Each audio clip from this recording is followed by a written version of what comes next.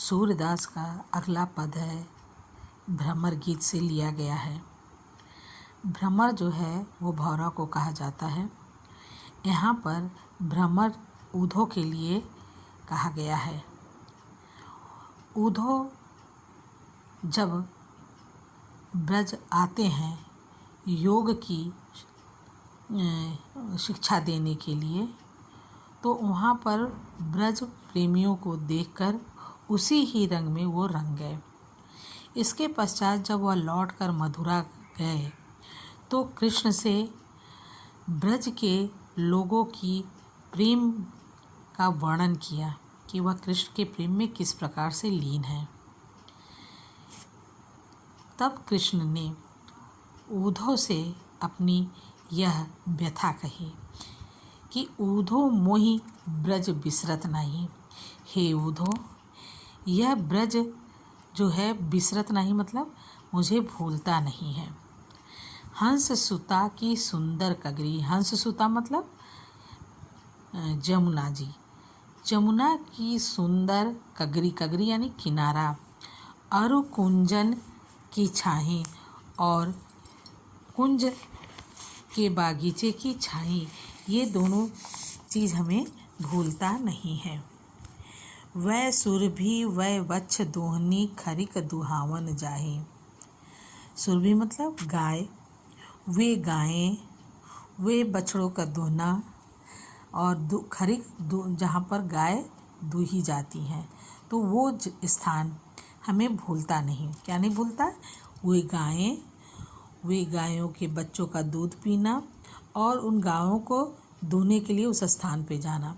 ग्वाल बाल मिल करत कोलाहल, इसके साथ साथ ही हम सभी ग्वाल बालाओं के साथ मिलकर कोलाहल करते थे। नाचत गही गही बाहीं, और एक दूसरे की हाथों में हाथ डालकर नृत्य करते थे। यहाँ पर अपना बालपन का वर्णन श्री कृष्ण करते हैं।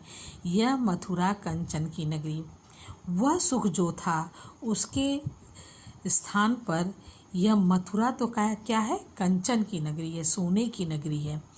मणि मुक्ता हल जाही, जहाँ पर मणि और मोतियों की भंडार है।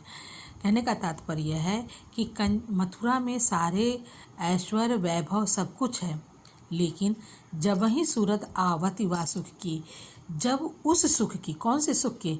ब्रज के बाल गोपालों के साथ खेलना, गायों को दूहना, कुंज की छाया और जमुना के किनारे, ये सुख जब आती है, जी उमगत तन नाही, तो जी मतलब हृदय, हृदय जो उतावला हो जाता है उस जगह पर जाने के लिए, और हमारा हृदय वहाँ पे, हमारा मन वहाँ पर पहुँच जाता है, और तन नाही, शरीर से मैं नहीं पहुँच पाता। अनगन भांति करी बहुला लीला, इस प्रकार से जैसे बाल सुलभ क्रीड़ा होती है, माताओं को छिकना, माताओं को परेशान करना, तो इस प्रकार बाल सुलभ लीला में अनगन भांति करी बहुलीला, अनेक प्रकार से बहुत से खेल कर जसोदा नंद निभाई। जशोदा माँ को परेशान करते थे लेकिन वह उसका निर्वहन करती थी। सूरदास प्रभु रहे मौन वह यह कह कही पछताई। सूरदास जी कहते हैं कि वहाँ का वर्णन करके वह इतने विह्वल हो जाते हैं कि मौन हो जाते हैं, उनकी वाणी ही नहीं निकलती और यह कह कर पछताते हैं। यहाँ पर भगवान कृष्ण ने ब्रज के साथ जो समय बीता था उसका वर्णन यहाँ पर किया है। ठीक, अब अगला पद देखो। बिनु गोपाल बैरन भई कुंजे, बैरन माने शत्रुता, बिना गोपाल के, ये पद जो है ब्रज के निवासी गोपिकाएँ कहती हैं, ऊधो से उलाहना देती हैं और कहते हैं कि बिन गोपाल बैरन भई कुंजे, बिना गोपाल के, बिना कन्हैया के, बिना कृष्ण के यह कुंज जो है वो बैरियों के समान लग रहा है। तब वह लता लगती तन शीतल, कृष्ण के सानिध्य में रहने के पश्चात यह लता की छाया जो थी वह शरीर को शीतलता देती थी। अब भई विषम ज्वाल की पुंजे, लेकिन वही लताएं आज हमें अग्नि की पुंज लगती है। वृथा बहती जमुना, सबको देखकर अपनी व्याकुलता व्यक्त करते हुए वहाँ के लोग कहते हैं कि वृथा बहती जमुना, यह जमुना का जल जो है व्यर्थ में ही बह रहा है। खग बोलत, जो खग पक्षी वो व्यर्थ में ही बोल रहे हैं। वृथा कमल फूलन अलिगुंजे, यह कमल और फूल व्यर्थ में हैं और इस पे जो भंवरे मंडरा रहे हैं, अली मतलब भंवरे, भंवरे जो मंडरा रहे हैं वह व्यर्थ में ही मंडरा रहे हैं। पवन पान घन सार सजीवन, पवन वायु, पान मतलब जल, घन सार कपूर और सजीवन एक प्रकार का ठंडा लेप होता है, वो सजीवन कहलाता है। और दधि सुत यानी चंद्रमा, किरण भानु भयवंजे, चंद्रमा की किरण जो है वह सूर्य के किरण के समान हमें जला रही, भून रही है।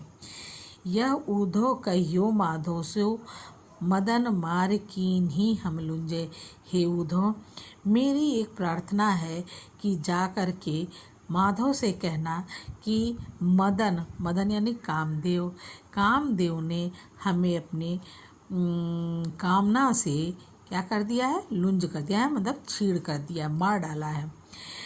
सूरदास प्रभु तुम्हारे दरस को मग जोवत अखिया भई छुंजे, सूरदास जी कहते हैं इस प्रकार से ब्रज के निवासी एक संदेश देते हैं कि उधो जाकर ये संदेश कृष्ण से कहना कि हम आपके दर्शन के लिए मेरी आँखें जो हैं मग जोवत, रास्ते को देख रही हैं और देखते देखते ही उसकी प्रकाश छुंझ हो जा रही, मतलब क्षीण हो रही है।